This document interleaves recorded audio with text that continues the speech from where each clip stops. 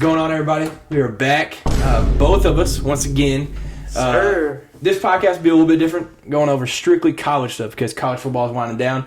College basketball is picking up. So, starting with college basketball. Number 1, UNC loses its first game to Iowa State. Who? 70-65. What do you think about that? Not a lot of people saw that coming, honestly. I mean, the number one didn't last too long because we're only a few weeks in. But, yeah, that's a crazy upset, honestly. Yeah. Number 3, what I'm most excited about. Oh, yeah. Number 3, Kansas loses to number 22, Tennessee, 64-50. And battle for Atlantis. We take home the hardwood. Oh, y'all won it? Y'all Yep. won it all? Dang, okay.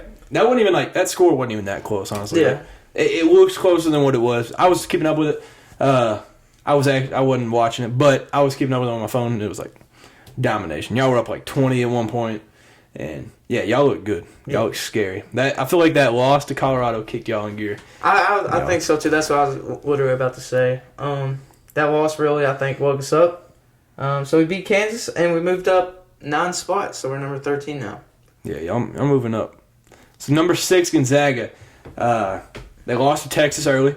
Now they've lost their second game of the year to number 24, Purdue, 84-66. Like you said, y'all won Atlantis. Yep. Purdue won. I think this one was the Phil Knight Invitational. There's like 2 different ones going on, but I think this was the Invitational. So they had to beat West Virginia, Gonzaga, and Duke on the way to winning it all. So wow. Shout out to Purdue. They're playing great right now. Purdue follows up with that with a 75-56 win over number 8 Duke. Yeah, they're on a roll. They're on a tear right now. They won all those games, those 3 games I was talking about, by double digits. Yeah. So they're just dominating. That's crazy. And then lastly, I think this was the Phil Knight legacy. There's like 30 tournaments going on right now. I don't know which is which. But number 18, Alabama, putting on for the SEC. They were playing number 1 UNC. This was after the loss to Iowa State. But they went into 4 overtimes. Alabama pulls it out 103-101. First win over a number 1 team since 2004 for the Tide. Nate Oates got them playing. Yeah. Yeah, that was a crazy game. And honestly, a lot of people were upset about the ending. Did you see the ending of this game? Not really, no. So it happened. UNC went down and they were going to shoot a floater, and Bediako for Alabama, he blocked it at the top of it, and they called goaltending on the floor. They review it, no goaltending. So then they flip the call, take the points off, and then they got to try to run a play, and then, that kind of sealed it right there. Yeah, so it was a crazy finish. Shouts out to Alabama putting on. Yeah, showing out for the SEC, man. Oh, yeah. And I think, honestly, Mississippi State, I think, is undefeated right now. I think there's another SEC team that's undefeated. So SEC looks tough right now. Yeah. More argument for why it might be the best basketball conference. So, going forward, I think this got to happen. This was like yesterday morning is when the news for this came out. Andy Katz, college basketball analyst. Actually, I don't really know exactly what his title is, but this is legit when he talks about it. So, you know how we do the SEC Big 12 Challenge? Mm-hmm. Like, y'all play Texas this year. Right. And then we play Kansas. So, we've been doing that for 10 years. It's now going to be the SEC ACC Challenge. So, this is happening because after this year? Yeah, so starting next year. Because the Big Ten's going to have to give up the ESPN rights because they're signing with CBS and Fox. So, they can't do it with the ACC. So, now they're doing SEC ACC Challenge. Wow. So, I think it's going to be awesome. Cool, nice little switch up. Yeah, I think it'll be basically Kentucky be playing Duke every year. Yeah. That's how it was with Kansas. We were just playing them every year. But I looked this up. Last time Kentucky played at Duke was 1958. So it's going to happen. We'll be playing at Duke here in a couple of years. And they'll be coming to Rupp. And then, y'all are up there as one of the top teams in the SEC. So y'all be playing UNC some years or Florida State when they're good. Yeah, it'll be definitely. I would say the Big 12 is probably better overall. But the top of the ACC is so much better. Right. Those top teams are just legit. Getting into some college football, coaching changes. Like I said, football season's coming to an end. That means everybody getting fired, everybody getting hired. The first one, talked about it last week a little bit. Hugh Freeze gets hired by Auburn. I thought he was going to go back to Ole Miss, and Lane Kiffin was going to go to Auburn. Mm-hmm. But no, he takes the job. I think everybody thought that. Yeah, that's what I thought. They had me sold, but I was wrong. So Hugh Freeze takes that job at Auburn. Well, what do you think about this hire? I don't want to say it's a bad hire, but I can't really say it's a good hire because Hugh Freeze, I don't know. I don't know really much about him. It's definitely good for Auburn. I feel like they definitely needed something different. Yeah. Well, I'll give you a little side note on Hugh Freeze. He's got 21 FBI investigations in his past. So that's really it's a good start. But honestly, the boosters were complaining about Brian Harsis because they said he had an affair or something. Really? So then they want to bring in this guy. He's a good football coach. I'll be honest, but he's just got a lot of drama going on, basically. Did you see his press conference when he got hired? I think it was today.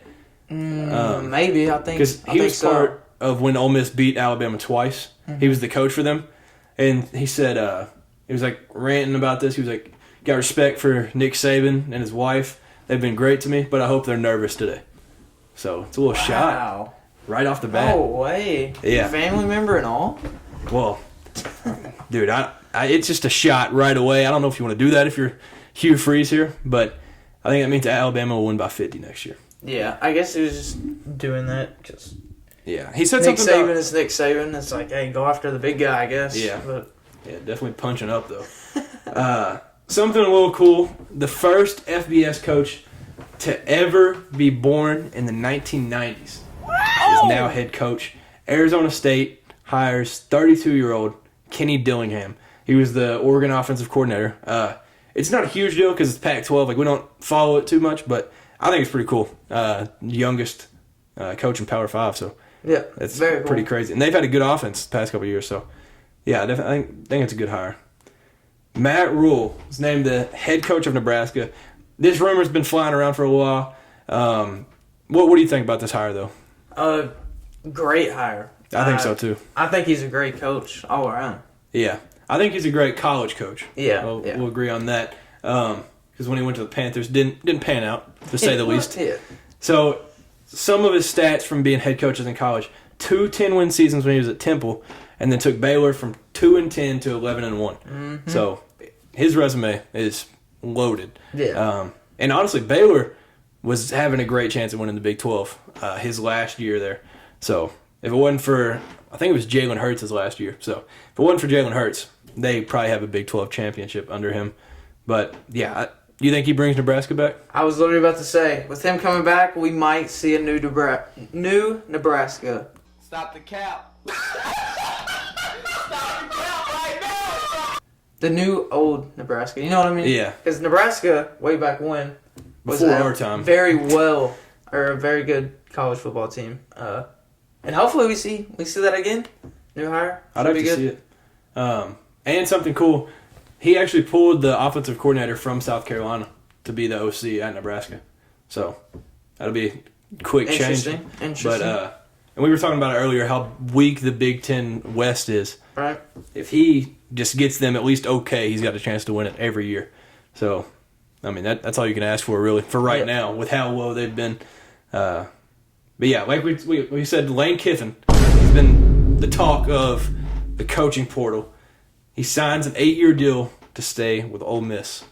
So I feel like he only did that because the media got it first of his rumor going to Auburn. Because that's something he would do. We can all agree. Yeah. That Lane Kiffin would walk out on Ole Miss and go to Auburn. But I think he tried to not look like that guy this time because everybody thought knew it was coming. He was like, oh. See, I So thought he takes an 8-year deal. Yeah. That's my thought. I thought he was definitely gone. I thought there was no way he wasn't going to Auburn. That's like a Lane Kiffin job, I feel like. That's like you get to punch at Nick Saban every year. You get the biggest rivalry, so your face is on college football. I feel like that was his job. I was actually kind of shocked to see him stay. Well, with him staying, you never know what Lane Kiffin's going to do, really. He could also leave next year or something. Exactly. Yeah. But it wouldn't be a surprise. But something cool out west in the Pac-12. Familiar name, David Shaw, steps down as Stanford head coach after 12 years, the winningest coach in school history. So, Sad to Coach see him go. Christian McCaffrey, Bryce Love, Yep. tons of, I don't know if, did he coach Luck? Was he the coach then? I don't know. That might have been. I don't know. But he's been there 12 years, so a good amount of time. In his time there, 4-time Pac-12 Coach of the Year, 3-time Pac-12 champion, and a 96-54 overall record. So Great stats. he's just a winner. Just missing a natty, though. Yep. This year was a little disappointing, not going to lie, but, I mean, he's going out as, like, a legend for Stanford. They're not known as For Stanford, yes. Yeah, for Stanford. And even kind of Pac-12 because it's been ran by USC and then it transitioned to Oregon and then a little bit of Washington. And, I mean, he's been consistent through all of it, been up at the top. So Yeah, for sure. yeah, definitely best of luck in retirement to him. He might go coach somewhere else. I don't know. I wouldn't think he'd go, like, somewhere else big. But Right. And then, lastly, this is probably the biggest move, I think. Luke Fickell is leaving Cincinnati to go to Wisconsin. He took Cincinnati to their first non-Power 5 team to make it, and he had the second longest home winning streak until that was broke last weekend. But yeah, Big conference change, though. yeah, I don't know. we'll see how he'll do. Well, I like it though. I think he's think a he'll winner. do good? I think so. I think it'll take a year or two. He's got to get the players he Rebuild, likes, yeah. but yeah, I think it'll be. I think it's a great hire. And the Big Ten, like once again, like he could literally roll the Big Ten if he pans out the way people think he could, like how he did with Cincinnati. I know that's a different level, but yeah, they could be very good. Right. So, some college football games from the past. This past week.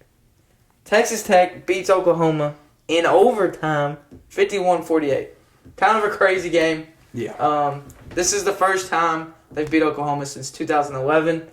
But it's the first time they've beat Texas and Oklahoma in the same season. So, shout out Texas Tech. Yeah, huge shout out. I think Playing it's their some coaches. football, man. I think it's their coach's first year too. So Yeah. maybe Big 12's in for a rude awakening. Yeah. So another game is South Carolina upsets number 8 Clemson, 31-30. I think this was probably the biggest upset. So South Carolina finishes at 8-4 and snaps Clemson's 40-game winning streak.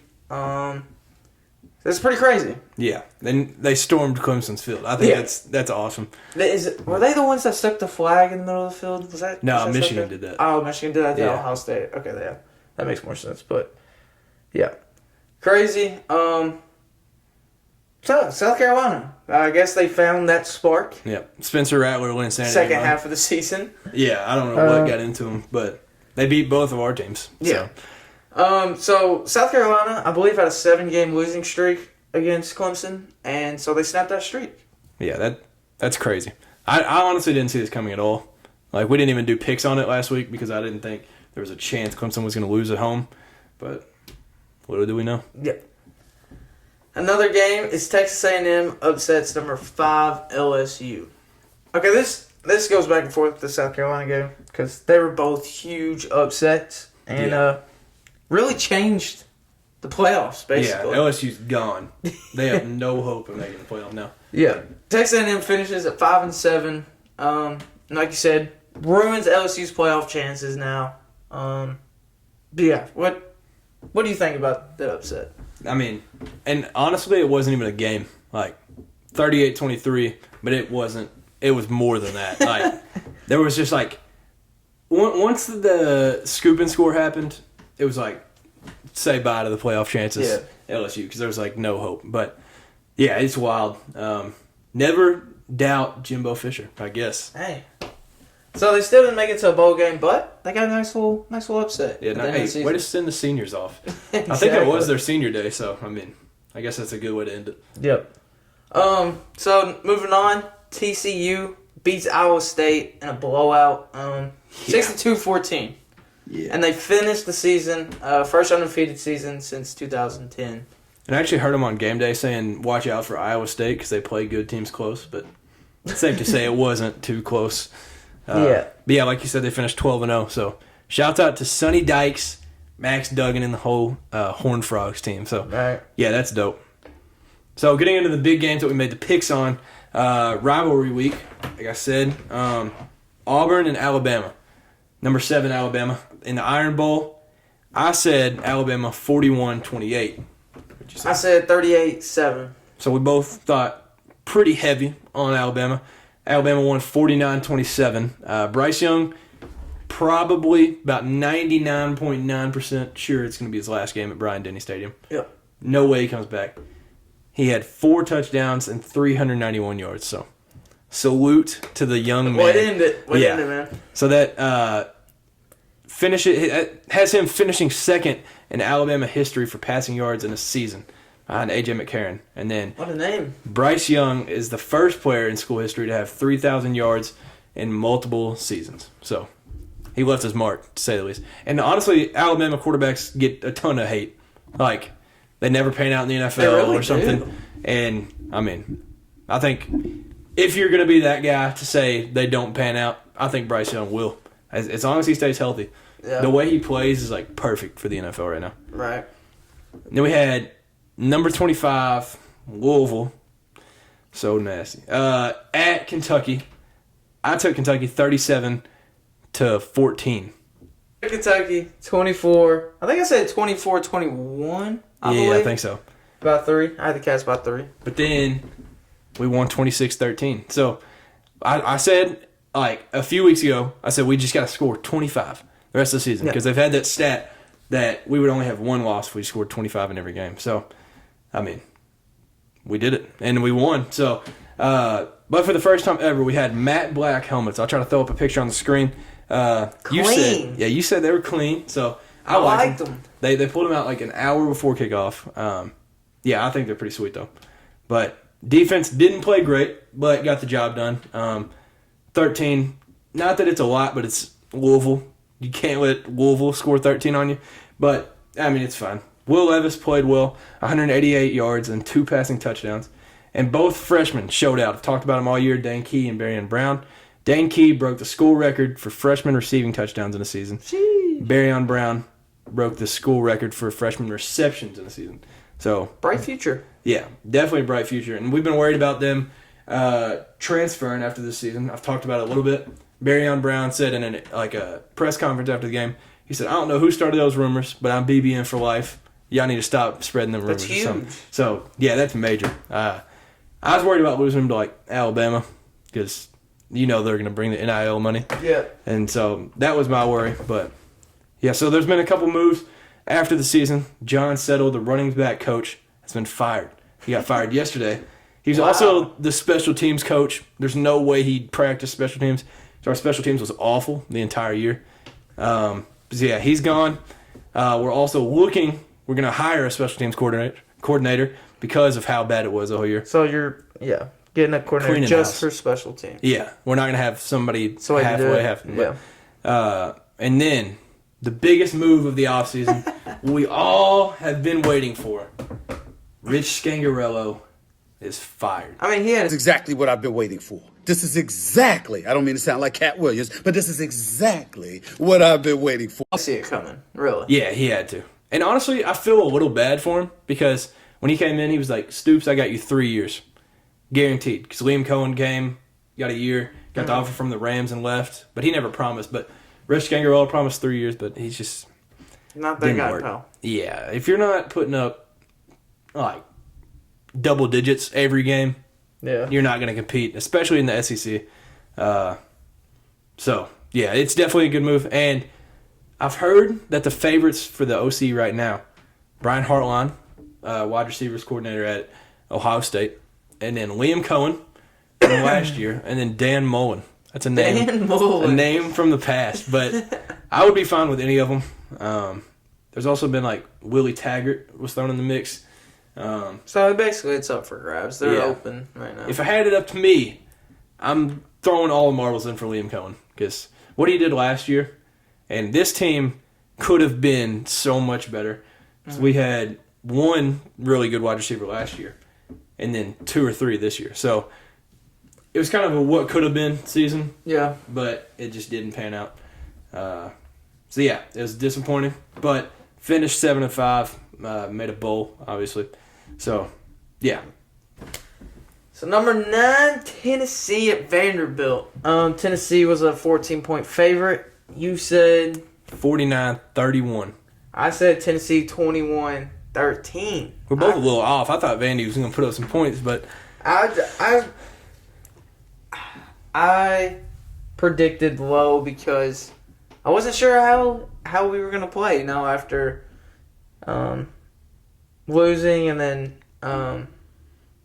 Hendon Hooker being gone and stuff like that, and Joe Milton have to step up. But should have had faith in him because it looked like offense didn't really skip a beat. I will say, though, Joe Milton, great quarterback, has a cannon. yeah. But I just don't think he is as accurate as Hendon Hooker is. Still a great quarterback. Got the job done. Tennessee wins 56-0. In the run game, this is something Insane. crazy. 362 yards on the ground. 147 yards by Joe Milton. But, yeah, run game went crazy that game. Shut out Vandy to end the year. 10-win season. Since 2003. So, hey, Josh Heupel still making his mark. Yeah, it's the next step.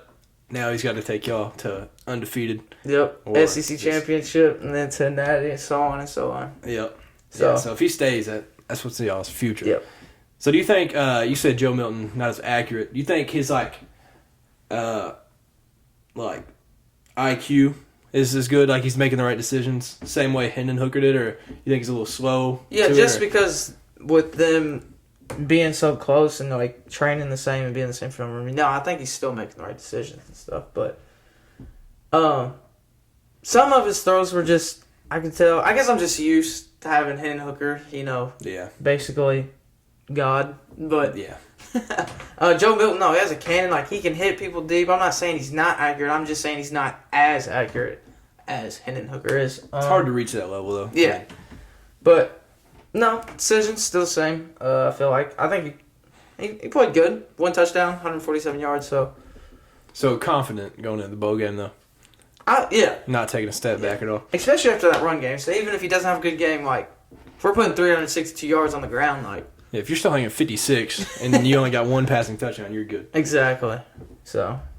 Next game, Notre Dame at USC. Notre Dame was 13. USC was 5. I said USC 45-31, and you said USC 49-10. USC won 38-27. So we were kind of close on that. Caleb Williams balled out. 267 yards, 4 total touchdowns. Yeah. He looked like Patrick Mahomes. I'm not going to lie. The last 2 weeks, he has made some insane plays. Y'all need to see his highlights because, I wasn't really a believer. I was like, he might win Heisman next year. It's not going to be this year. But he struck a Heisman pose on Saturday. Hey, keep me on the block, baby, block. So, No way. yeah. And honestly, while it was Kirk and Chris Fowler calling the game, they said with C.J. Stroud's performance, he's the favorite now. So, Caleb Williams is the favorite to win it, and we'll talk about that a little bit later. But yeah, we'll get what you think in a little bit. But then the last game was the biggest game, the game, and college game day game. in Columbus, Ohio, for number 2 Ohio State versus number 3 Michigan. We both took Ohio State. I said 48-38, and you said I said 41-31. Ohio State as well. so. We thought single-handedly, 10. They'll get it done. Michigan hadn't won a game in Columbus since 2000, so we weren't crazy for thinking it. Right. But Michigan stuns the Buckeyes. Michigan wins 45-23 in Columbus. Crazy. Yeah, Ohio State was up 20-17 at half. Michigan outscores them 28-3 in the second half. J.J. McCarthy, 290 yards, 4 touchdowns, no interceptions. Donovan Edwards, star of the game, 22 carries, 216 yards, 2 touchdowns. He balled out. Late in the game, he had that long touchdown run, 70 yards. But yeah, talk a little bit about that. You said definitely didn't expect it. So I just felt like Ohio State really couldn't get anything going. I feel like Ryan Day was like very frustrated on the sidelines. Like you could just tell, like he was like, I can't do anything, especially in the second half. Definitely. Michigan and JJ McCarthy. Wow, what a game! I'm pretty sure there was a stat because he had 4 touchdowns. I think that's the first time ever in this series against each other having 4 touchdowns in one half or something like that. I could be wrong. That's crazy. Could be like talking out of my mind, but as I was watching the game, I saw it. They popped it up on the TV or whatever. But JJ McCarthy, So great game. my question for you is: so Ryan Day now has as many losses to Michigan as Urban Meyer and whoever I can't remember the name, the previous coach was combined. Do you think he's on the hot seat? Because there were some Ohio State fans that were like, "Get him gone." Well, yeah, of course Ohio State fans are gonna say that because like can't lose to Michigan. Yeah, they're like, "You can win some natties, but if you lose to Michigan, it's like." If he is, it's because of this loss, obviously. No, I still think he's too new. I think those are his. Well, he lost in the playoff, but regular season that's his only 2 losses.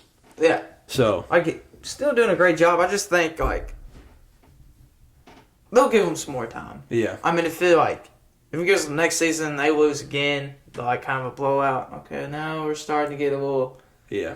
You think hot it's seat a little bit. like the saying that like he started coaching and he was on third base, but now he's on second. You think You think he took a step back? You think that's a base back? Yeah. You think that's what the situation is right now? The you think he was handed Justin Fields and like Ohio State?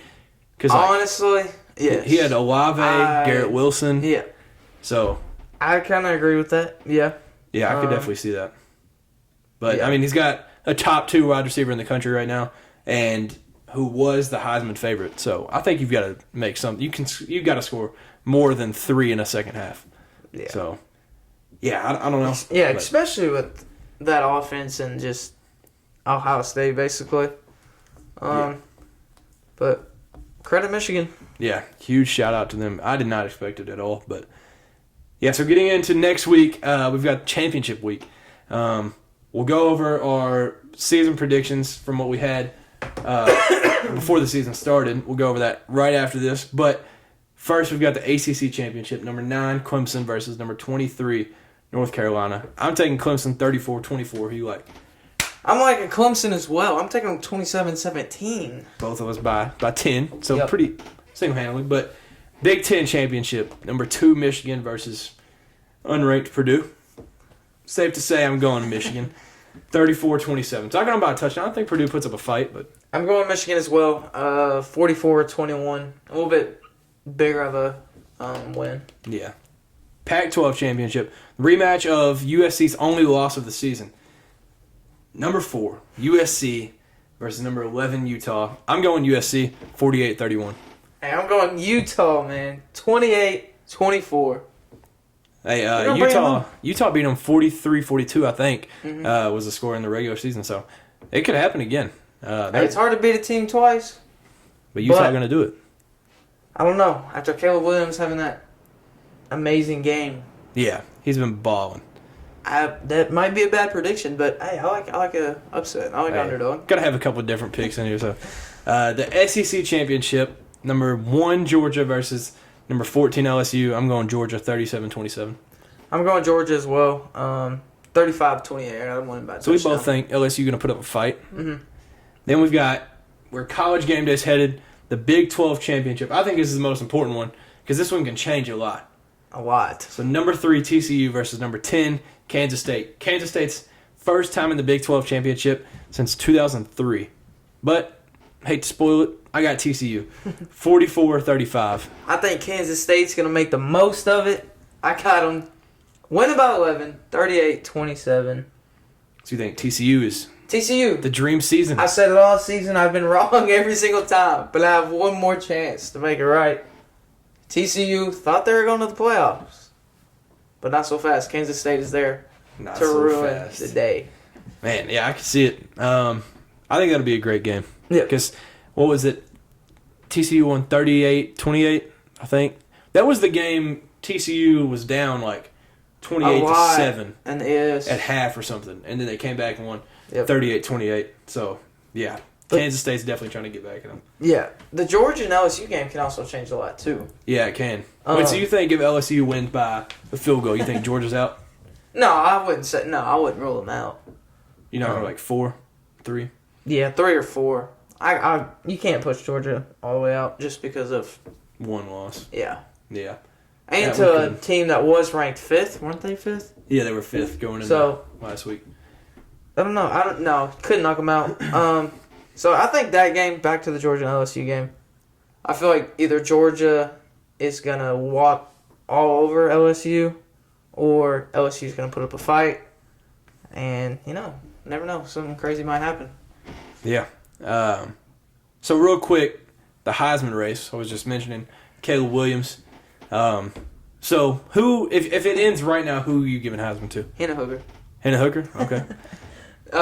No, but really sad. I wasn't here last week to talk about it. Oh yeah. Hannah Hooker, torn ACL. It's really sad for him being a senior and just Heisman and healing right to play at the next level and stuff. But besides that, Heisman race now. I don't know who I like. Because C.J. Stroud was the favorite. Do you think that loss to Michigan does it? Like, it's gone? Oh, for sure, yeah. So you think he's out of it? Yeah. So I think it'd be between Blake Corum, but he's kind of banged up, so he hadn't had numbers recently, and Caleb Williams. I think that's kind of the two that it's between right now. I can see it. Caleb Williams. Not my favorite pick, honestly. Yeah. Not a hater. Not a hater. I just think USC isn't really. You think they're frauds? I wouldn't say fraud, but they don't play SEC, so that's that. Yeah. But Caleb Williams, it's just lined up for him. It's just, hey, stuff happens for a reason. Great football player. Yeah. Yeah, he had some Kyler Murray type plays in that game the other day against Notre Dame, and he just made him look stupid. So I was like, you know what? I'll believe. And striking the Heisman pose. Yeah, that's cold. Because they didn't show it on the main screen, but Kirk Herbstreit was like, oh. Did he just hit the Heisman pose? And then they replayed it. And yep. Leaked information. Sure enough. And then I saw there's a picture of him with Matt Leinart and Reggie Bush this week. So they're kind of saying, he's next. Give him the hints. Yeah, they're kind of hinting at it. So I think it's kind of his to lose. He's got to play well against Utah, and then obviously then they'll be in the playoffs. He's got to at least put up a fight, put up some numbers. Hey, we'll see who's in the Heisman house next. Yeah. Hey, I could see it. It hadn't been a USC guy since 2005, which was Reggie. Yeah, Reggie and it was Bush? vacated, so he's technically not in there right now. So then 2004 was Matt Leinart. So I guess he's technically the last one in the record books. But so yeah, right now, playoff picture. 1 Georgia, 2 Michigan, 3 TCU, 4 USC. You think any of those get knocked out this week? TCU. All 4. So TCU's gone. Yep. So 5 is Ohio State. You think they slide in, and then? Yeah. Yeah. You think USC loses though? Everybody would bump up. Because you got Utah with the upset. I know. I do. This is like my hopes and dreams. TCU knocked out, USC gone. So that would push. That'd be Ohio State 3, Georgia. Bama 4. Yeah. So then it'd be Tennessee 5. Tennessee 5. We would get screwed basically. Yeah. But I don't know. I feel like we can argue why Bama. Oh yeah, so lay that argument out real quick, because for those of y'all that say he's being biased, it's completely understandable. Yeah, because saying both 10-2, right? Yes, we lost to South Carolina by a big margin, but we also beat Alabama. So I don't know. I feel like you could argue because we have the same record, and we beat them, we should be in front of them. That would make sense. And if you want to have more reasoning, their other loss, y'all beat that team by 40. So, yeah. I mean, yeah, I think there's definitely arguments for Tennessee. But I think that what people are trying to argue is Alabama, both of theirs are by 3 points and 1 point. So combined 4. Where Tennessee just slipped up against South Carolina. Yeah. That's the only thing that I can guess. Yeah, I guess so you can judge like points against, I guess. Points allowed, whatever. Who are y'all 5 going into South Carolina? Something like that. Y'all are right outside it, I think, right? I think we... So I remember saying y'all got like the best chances. Like I'm pretty sure we were 4. I think we were in it. I just remember Or 3 or 4 or something like that. 4. saying like, if y'all just handle business, y'all were gonna make it. And Yeah. then If we would have just won out, we would have... y'all would definitely be in, no matter what. But yeah, so if it's how like you wish it would be 1 Georgia, 2 Michigan, 3 Ohio State, 4 Bama. That's how you would want it. Yeah, that's what I could see happening. It's not what I want, but yeah. So that would mean a rematch of the game in the first round of the playoff, and then Alabama, Georgia in the first round, and then yeah. So out of those, who do you think's winning it? I think Georgia. If Alabama gets back in, You think they do it? they might. That'd be the most Bama thing to do. That's what I'm If saying. they just figure out how to That's get what in, I'm saying. they just slip in last second. If and Bama then, gets in, they will take care of business. yeah, that would be Nick Saban would figure it out. Yeah. And I don't hate it, but people would be so mad. I'm kind of more upset that Ohio State is also in front of us because it's just like the strength of schedule, I think. And they got absolutely destroyed Like on their home field. obliterated. That was their only loss, though, right? Yeah. So they're 11 and 11-1. 1. Okay, yeah, you can take account for the record, but the record doesn't show the strengths of the teams they play. They almost lost to Northwestern, so exactly. So I don't know. There's tons of things you can take to account. The playoff picture, basically. yeah. So yeah, if I was to finalize it right now, I would imagine USC and TCU both win. So then it would be the same 4 that it is now: Georgia, Michigan, TCU, and USC. So 4 different conferences. That'd be crazy. That would be probably the First time? yeah. That's got to be the first time that's happened. Because it's been like 2 SEC teams or 2... Because it's been Big 12. I don't know if there's ever been 4 different. Yeah, that'd be nuts. Man, I don't know. Maybe when it was Michigan State, Bama, to like Washington, and somebody else, that might have been. When did 4 the different college football playoffs start? 2014? Yeah. Okay. So it was Oregon, Ohio State. I can't remember the 2 other teams then, but yeah. So I think it'd be crazy though, 4 different conferences, because the past few years it's just been like Georgia, LSU, like Bama, Georgia. That's how it's just been like the last little bit. So I think it'd make for interesting. See what the best conference truly is, and I think Georgia comes out on top in that scenario. So last talked about it. We did our season predictions. What would it have been like 3 months ago now? Almost like 2 months, 3 months. It's been a while. Yeah, but 4 months. Yeah, so let's run through some of these. So first, we've got Georgia, and I think we both, safe to say, you had Georgia 12-0. Bless you. Thank you. So you had Georgia 12-0, so you're right. I had 11-1, losing to Kentucky, but we'll not bring that up. So yeah, they went 12-0. Yep. Then you had Tennessee 10-2. That's what they finished with. I said 9-3. I'm 2-0 right now. 2-0. Okay, we'll get to. Ooh, all right. We'll go to South I know Carolina. which one you're looking at. Okay. They finished 8-4. We both had them 5-7, so we were off a little bit. Oh, dang. Yeah, we didn't predict too well on them. Next, we've got Florida. We both had. Oh wait, yeah, we both had 6-6, and they finished 6-6. So Okay. pretty accurate there. And then we've got 31, Missouri. 31. Missouri finished 6-6, You had them 4-8. I had them 5-7. So we were just a little. Missouri played better than I thought. Yeah, they definitely did. And them beating Arkansas was impressive. That was a big factor. And then Vandy. I had Vanderbilt 2-10.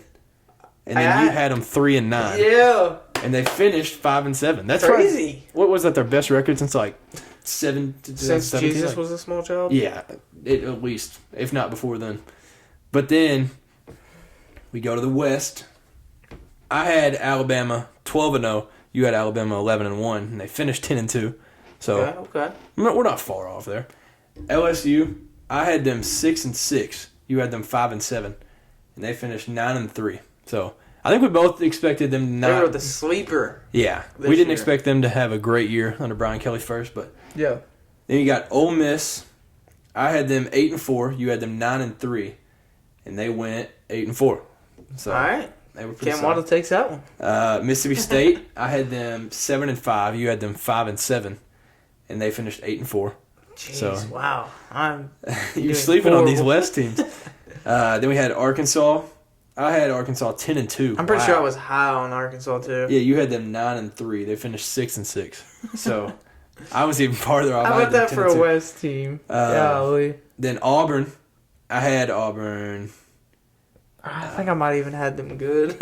I had them 4-8, and then you had them 6-6. They were right in the middle at 5-7, so they barely missed. Then Texas A&M. Good thing we saved the best for last because this one we couldn't have been worse on. Yeah. I had them 10-2 with losses to Mississippi State and Alabama. You had them 11-1. Yeah. With a loss to Alabama, and they were 5-7. So. That was probably the worst prediction. Yeah, that was definitely that one or South Carolina's got to be our worst. But we had reasoning though at the beginning of the season to predict Texas A&M to be they beat Alabama last year. They had the best recruiting class in school history. I'm like, hey, Jimbo Fisher and this Texas A&M team is going to be dangerous. Yep. Nope. They are against LSU apparently, but yeah, apparently. So we weren't far off at all. Definitely pleased. We got a lot of them right. So now. We both have Georgia going 13-0 to finish the regular season. And you said there's a good chance that y'all play Clemson. In the Orange Bowl. So pretty cool. 2 orange teams in the Orange Bowl. Yeah, very fitting. So you like y'all pretty big in that one? I would like to I would like to think so. If that's the scenario. Yeah. I'd probably take y'all by 10 plus. And then for Kentucky, if LSU was to beat Texas A&M last weekend, which they didn't, we would have played Notre Dame in whatever the bowl game is in Jacksonville. But that didn't happen. So now it's like a toss-up of like 4 different bowl games against 4 different teams. It's like Illinois, Iowa, Texas Tech, and Oklahoma. So we have no idea. If we were to make bets on it, I would imagine we go to the Music City Bowl because apparently Music City Bowl wants us. And then with the 4 bowls, they let the SEC team pick. So then I would imagine Kentucky takes the Music City fans know about that. That's close. Bowl. Yeah, we played in that in 2017 or 18. Yeah. What's the other one? Music City and this other low bowl. There's another one. Which one? I can't think of the name. There's like a Tax Slayer Bowl. Tax Slayer. Yeah. Tennessee fans know about that bowl as well. Yeah, we played in both those too. Yeah. So yeah, we know how y'all feel about it. Hey, happens to the best of us. But yeah, so I guess that's gonna wrap it up. There will be definitely more like NBA and NFL news going forward. But it's college basketball season, so it's definitely going to be a focus on here still. But yeah, so you got any last things to say? Hey, Vo Nation, let's get ready for a good bowl game. Hopefully something crazy happens. Get back in the playoffs. Probably not. But it was a great year. Let's get loud for this bowl game. Finish out the season 11-2. Yeah, let's get this win right here against whoever we play. If I had my preference, it's Oklahoma. Let's beat them, finish 8-5, and get another 8-win season because 8 wins is a big mark for Kentucky. Yep. So yeah, thank you all for tuning in to another podcast. Y'all enjoy the championship games this weekend. Enjoy some NFL. Sure. And yeah, and from last week, hope y'all had a great Thanksgiving and going in towards Christmas. Y'all have great, happy holidays with the family. So thank you all. Y'all have a great rest of the week and be safe. See ya.